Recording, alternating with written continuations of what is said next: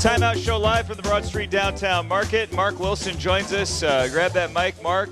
And grab that mic, Mark. That sounds kind of weird. Mark, how are you? Great. Thank you for having us. Take that mic right up to you. You got it. You got it. Is that better? That's spectacular. Okay. It's awesome, awesome stuff.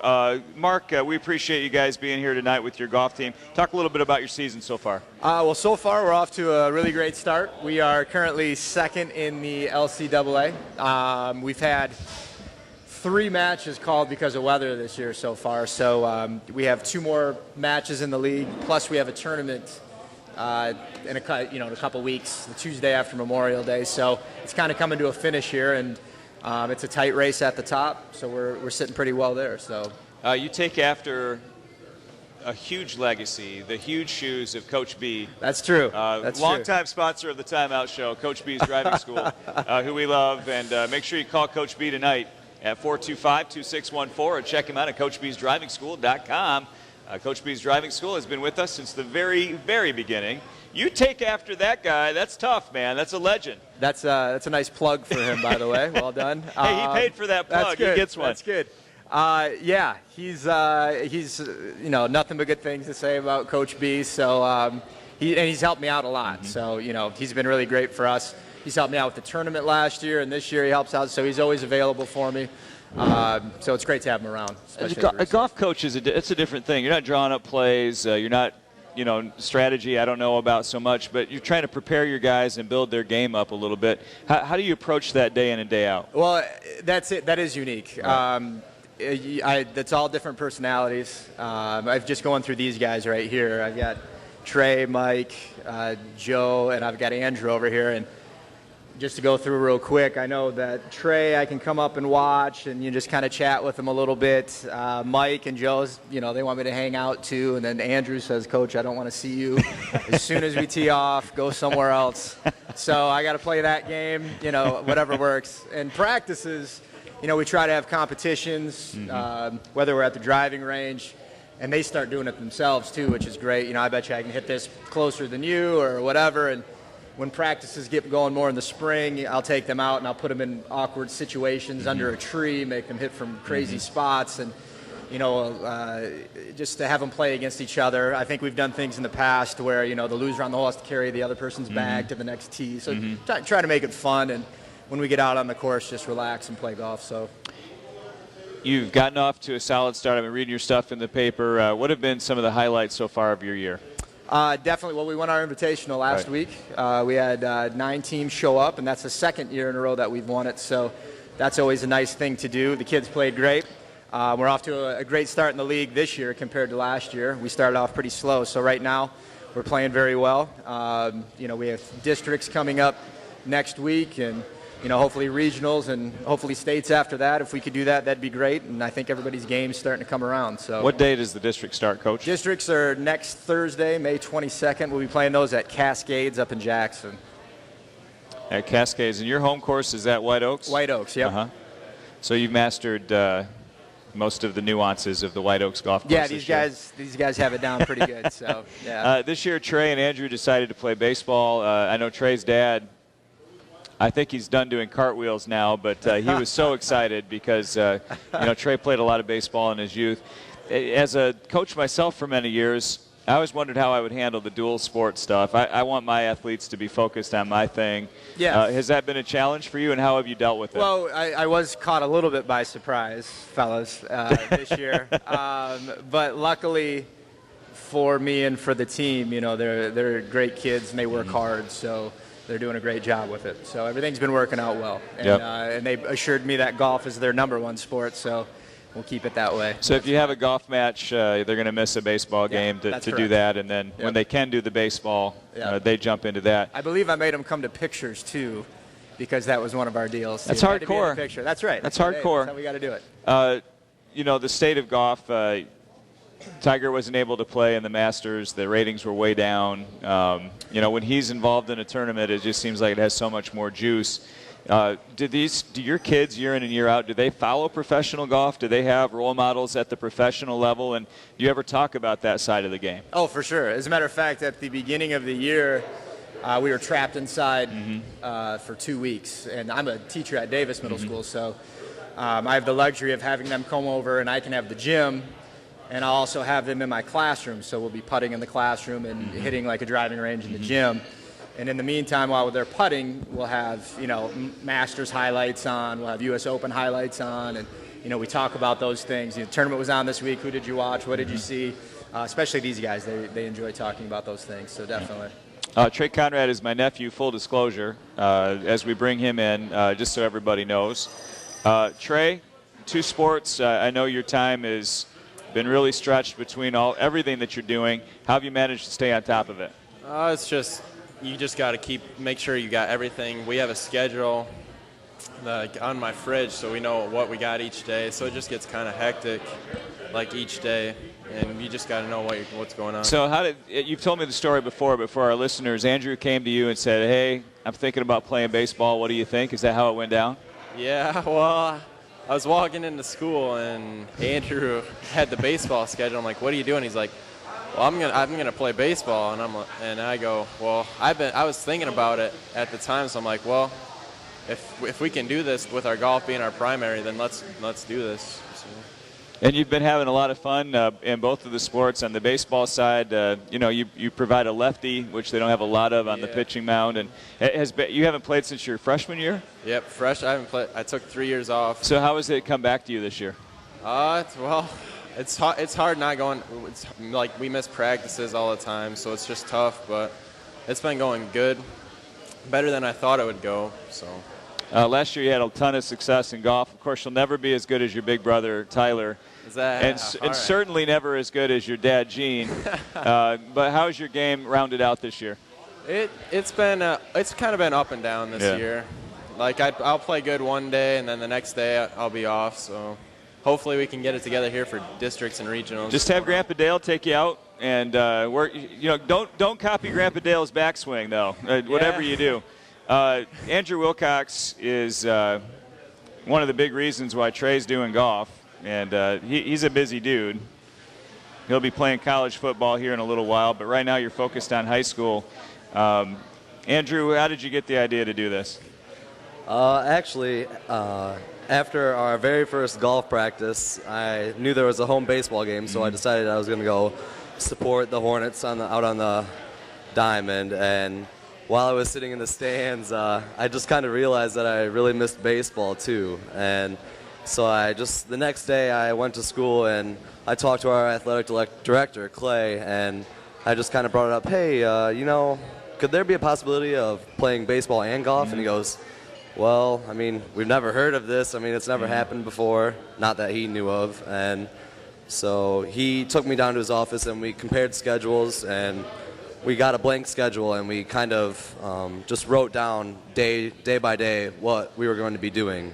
And we realized, this is going to be kind of tough. I mean, it's going to be really time-consuming, but we realized it could be done. So we took on the challenge and decided we were going to try to dual sport. Andrew, I've talked to Trey about this before and some of my students. You have your entire life to not play high school sports. You have your entire life to not go to practice and to not play games. When you're in the moment, you have the opportunity to do it. Take advantage of it. And obviously you had standout seasons in football and basketball. You're doing golf. You're already super busy, getting ready to play college football. I just admire the fact that you guys have kind of taken your lives by the horns here and said, you know what, we're going to max out this experience. Yeah, thank you. That's one thing. I just realized, I didn't want to have any regrets coming out of high school, wishing oh man, I wish I had one more chance to play a baseball game, or oh man, I wish I had one more golf match. So I think it's definitely important to really cherish these moments because they're not going to last forever. You're such a physical basketball player. You're so intense out there on the floor. You're such a physical football player. You get to golf, and you have to draw it back a little bit, right? Yeah.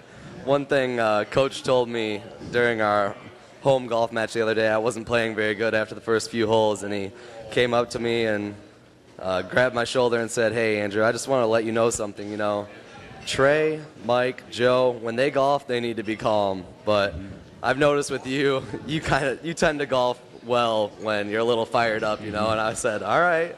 And I remember, I think the next couple holes, I think I parred and par on the next couple holes, so I think he was right.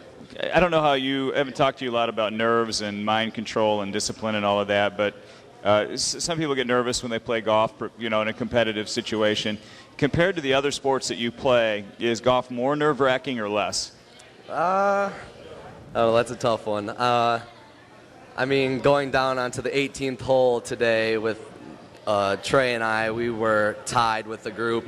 And actually, no, we were up by one stroke with the group, and we had to sink a birdie putt to secure the win. And my hands were definitely shaking during that birdie putt, and we missed, but luckily the other group also missed their birdie putts. So last 2 springs, I've had an opportunity to take part in something really special. A year ago, I got to watch Zach Van Orman introduce his family on the field of the spring game at Hillsdale College, and then this year I got to see you come out and introduce your mom and dad, and you're going to join what I think is a heck of a college Division II football program here in a couple of months.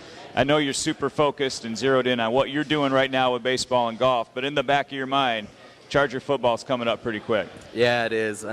That's one of the toughest things for me deciding to play golf and baseball was when am I going to fit in the time to start doing my summer lifting for workouts for Hillsdale College. And it's definitely been a struggle because obviously I'm not going to be getting enough gym time in right now for lifting. But I know once these seasons are over, then I can really start to crank it up. Can I just say how excited I am to watch you play football?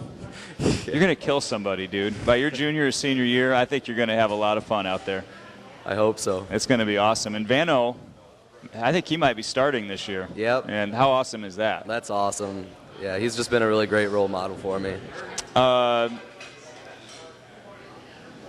We have a couple of these guys here who I don't see as much in the football side, but are big on your golf team. Why don't you talk about these 2 guys specifically, and then we'll bring them into this. Well, I have 2 sophomores. In golf, you take your top 4 scores in tournaments and league matches, and Trey and Andrew being the seniors, and they've helped lead the team, and also helped lead our team is Mike Condon and Joe Phillip, 2 sophomores, and they've been shooting extremely well this year, and I see them, especially from last year, they played great, but this year they just keep getting better and better and better. And it's nice to know that I'll have him for 2 more years, so that's an exciting part about that. Mike, your dad is a golfer. Can you even come close with him right now if you went out there and played 9 holes? I try to compete as well as I can with him, but it's a little hard right now. It gets pretty competitive with us out on the golf course. When I'm playing well, it's really fun for him because his grinds his gears a little bit, makes him play a little bit better. You mean Dad's competitive? Oh, he's extremely competitive. As a sophomore on this team, playing with these older guys, how's the chemistry in the clubhouse, so to speak? You guys have fun? Oh, we have so much fun. They support me being an underclassman. They sometimes rely on my scores to shoot pretty well. So, I'd say we have pretty good chemistry in the clubhouse. What's the strength of your game right now? Chipping and putting. Working on the long game a little bit, huh? Yep, pretty inconsistent with the driver right now. So whenever I play White Oaks, that first tee is by the road there. I put it way over in the yard on the other side. I do that every single time. How do you get better at that? What can you do to kind of dial in that drive? Well, it's kind of hard for me. I'm the opposite side of the ball, right, being a left-handed golfer. So I just try to close the club face a little bit, make sure it don't slice it. So I just try to control it, and to be honest, whenever I play golf, I just do whatever my dad tells me to do because it always works. Yeah, it's good to have a dad like that has that kind of background. On the inside game, with your touch on your chips and your putts, how have you developed that as a strength? Just practice. That's all I can say. You get like on your stomach and try to read the pitch and the way the putts are going to go, or how do you set your putts up? I just get down low and try to get a good feel for the greens, see which way the greens break, and hit the putt and hope it goes in. You guys that putt make me angry because I can't do it, and I don't. To me, it's really hard to get a feel for where it's going to to drop and the kind of pace that you have to put on it. And you do have to practice that all the time. All the time. Get a putter you like and just get that feel, right? That's right. Joe Phillip, you last saw him coming within. I mean, it breaks my heart to even talk about this. I have it on our Facebook page, Time Out with Andy Brown Facebook page. I was filming when you took that shot with my phone, and that was a shot that could have very well went in. Yeah, that was a tough one to swallow. Right when I released it, I thought, oh my gosh, that's got a chance to go in. And because we would have, I think the Hornet fans there, we would have taken that gym ceiling to the ground if you would have hit that thing. Some of the guys on the team said I would have been on the bottom of a 50-person pile. So. And the thing about it is, you weren't even at half court yet, were you? No, I was. I mean, this is a long shot to come that close to hitting. It almost would have been easier if you would have not even come close. You know, the fact that it was so close, it's maddening at that point. But we're talking about golf now.